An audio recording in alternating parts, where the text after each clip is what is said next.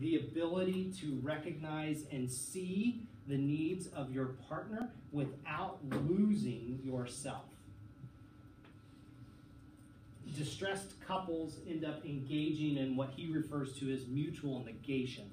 Maybe you're more familiar with the negative interaction cycle, right? Same concept, mutual negation. When the couple sort of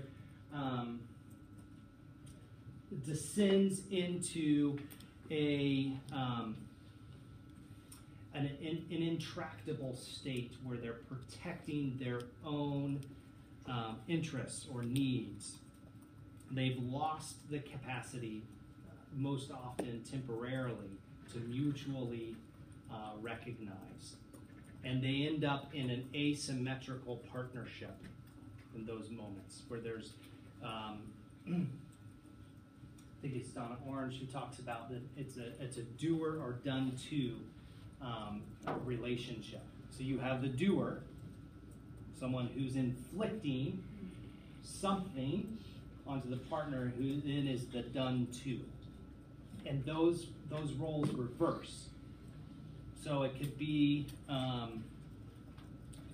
for example, a dysregulated male enacts fits of rage, becomes angry, intimidates the spouse. The spouse withdraws either through detachment or self-protective withdrawal, and then over time, when the male becomes more regulated, pursues the partner withholds, right? Now the do or done to has reversed itself. It's the same dynamic at play, but the relationship stays here. You're still in mutual negation. Are you tracking with me? And the goal becomes for the therapist to help the couple move towards mutual recognition. You're going to see a lot of overlap here with EFT approaches. It's just kind of a slightly different way with slightly different way of describing it, with this one exception. There's this idea, and you may agree or disagree with this, but there, if you're familiar with Melanie Klein's work, she talks about the life instinct and the death instinct. There's a part of us that's committed to self-destruction. And the therapist has to be aware of that, the self-destructive nature of the relationship. So the psychoanalytic therapist is going to be paying attention to that. And we'll talk specifically about what that might look like here in a moment. Okay, so here are some theoretical markers. I feel like I've gone over a lot of this already, and I want to make sure we leave enough time to talk through some of the ideas that I'll end with. Let me say just a word or two about the triadic relational dynamics. Do I have something to do here?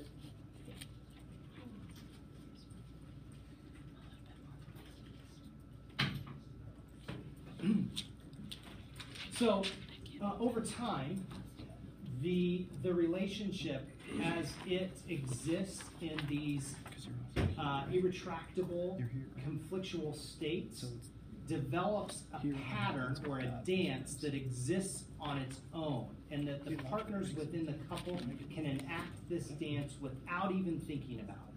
That's this idea that the relationship has a mind of its own. So the role of the therapist initially, as you're probably familiar with as you found your way through the initial stages of what marital therapy looks like, right? You don't take sides.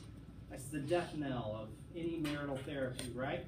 You have to acknowledge the fact that no one has the corner market on the truth here, right? And your role as the therapist is to uphold the subjectivity of each partner and be able to reflect on the subjectivity of the partner in the company of the other individual who's not able to see it, so that they can see it in a different light. They can see it through you, right? So that's the initial work of the marital therapist, is to be able to say, okay, if I'm understanding you correctly, this is what you're feeling, right? You go, yeah. And then you look over the partner. Do you hear that? That's what they're saying. And it's all coming through you. When it goes like this, it comes to a halt, right? Because the defenses are enacted, they can't hear it. It's all got to come through you. But then, so not only are you identifying the individual subjectivity of the partners that exist within the relationship, then the therapist identifies this idea that the relationship has a mind of its own. That this thing, right, you could call it the negative interaction cycle if you want. It's this thing that's happened. This thing that exists within the relationship that's causing all kinds of destruction. And when you can identify it as this thing that's happening to the relationship, right, you have an invitation then for the partners to align with you to tackle the problem, the relationship having a mind of its own. Got it? Okay.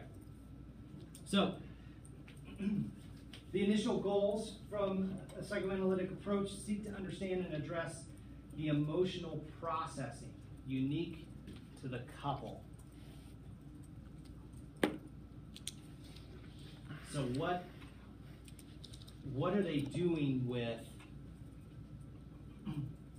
negotiating some of the hard and sticky dynamics of emotional intimacy? How do they negotiate closeness? How do they negotiate separateness? Does one partner withdraw? Does the other respond and protest through shame, demeaning remarks? What's the particular and unique dance of the couple, and how have they negotiated emotional processing? And then seeking to understand and confronting the particular defensive maneuvers within each of the individuals. Okay. A good quote that I think sets the backdrop to this, the capacity to, and you'll see some similarities to the Rilke passage that I shared at the beginning of class. The capacity to pursue the truth of one's own experience and to also tolerate the truth of another's experience, acknowledging and taking in the meaning of the other's experience without losing the meaning of one's own, especially when these experiences not only differ, but conflict. This is a major developmental achievement. Now, remember family systems? What does this smack of? Which particular theory? Do you remember?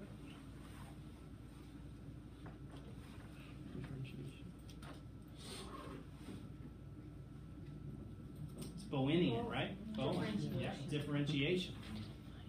Yeah. So the goal of marital therapy, as I see it, is creating a relationship with the couple that engages this reflective functioning capacity. Reflective functioning allows for us to hold on to our own experience while also acknowledging the experience of the other. You don't have to surrender your take. I tell that to my couples all the time. You're not surrendering your version of reality here. I'm asking you to move towards and witness the reality, the subjective reality of your partner, while also holding on to your own. So very practically, I've got this new couple that I've been working with. I haven't seen them very long. I'm still getting to know them. I think we're into session 5 or 6. And I met with the couple initially. We did the initial assessment. Then I met with them individually. And at the end of my individual session with the husband, husband is, he's typically under regulated, so he'll engage in some pretty strong anger outbursts. Wife retreats and detaches. It's sort of their relational dynamic. He gets activated, responds with anger. Wife retreats and then withholds love or any kind of warmth or affection. And then this is the cycle that they're in. He feels like wife and children gang up on him. So there's this, he's outnumbered, and he feels, in her withholding, he feels deeply disrespected. Sounds pretty familiar, right? You know, the couples who are in a distressed position often tell a similar story. So I told him, I said, here's the deal. You're gonna have to follow my lead here. And this was my specific strategy. We'll see if it works. But since she is detached and withdrawn, I have to go after her first. But I run a risk in doing that because he's going to feel disrespected. He's going to feel unheard, which then fuels the anger, which then will ignite in session and cause her to further retreat, right? And so I said, let me hold on to your experience, and we're going to get to it. I hear and understand and witness your need to be heard and respected. But you've got to move towards her first, primarily because she's not moving until he softens. So, yeah. Did you say that with both of them present? Sorry. No, Okay. I said it with him. Okay. Yeah, Just curious. yeah, yep. And then the next time I met with him and her, I turned to him, and basically I didn't say what we talked about. I wouldn't have shied away from that had it come up, but there wasn't really a need to. And it was basically like, okay, are you ready to do this? And I sort of gave them a scenario, and he was able to do it for a bit. I mean, he had kind of this window of tolerance, if you will, to be able to move towards her without getting anything back, right? Because that's what happens. He moves a little bit towards her, and if there's nothing, he's out. Because it's going to be the same thing. But I was able to get him to stay in that mode for a bit longer, to get maybe a little bit of a different taste. But that's what this is about. It's just kind of always coming back to the reflective functioning of the individual, and then eventually of the couple. So, the role of emotions within the conjoint therapy milieu. Two problems frequently emerge. Problematic self-regulation, right?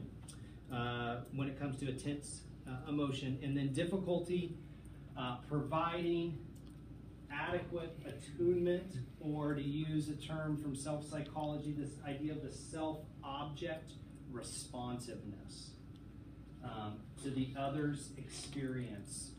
We learn how to move in relationships through these self-objects, these other individuals in our life who can work as a mirror and give us information, right? So our relational capacities, our relational templates are all formed by self-objects in our lives. So this notion of being able the partnership forming what Zeitner, which actually he's a local psychoanalyst here, has written a book on marital therapy. He coined the term self-dyad, which is essentially this idea of the couple sustaining emotional engagement and attunement to one another. And that becomes sort of the portrait of what healthy couple engagement looks like. All right, so let's look. This is an example of. Are you familiar with the concept of rupture and repair? Mm-hmm. You talked about this in EFT. Is that a thing? Okay. Well, here's the idea of rupture, right? Rupture is inevitable. All the research that we've done in attachment, mother-infant studies, mom is misattuned to baby once every 37 seconds or something. I mean, it's just crazy. But it highlights this idea of it's so difficult to get synced up to another person, even when you're giving all of your attention to the needs of someone